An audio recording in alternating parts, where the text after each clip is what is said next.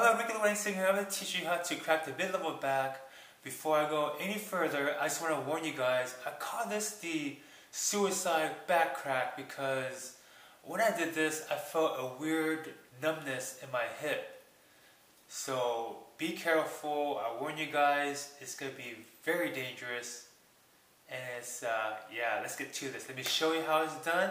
First of all, you place your leg on one side, sitting down like this, so both knee on this side, the legs on this side, and your left hand is a stabilizer, holding your balance. And here's the main key. You have to stretch your buttocks right here. You can feel it when you twist.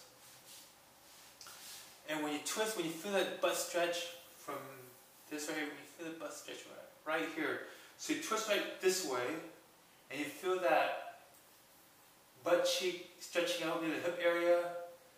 Then you use your forearm, put it against your knee, and then use it as leverage and then push yourself this way.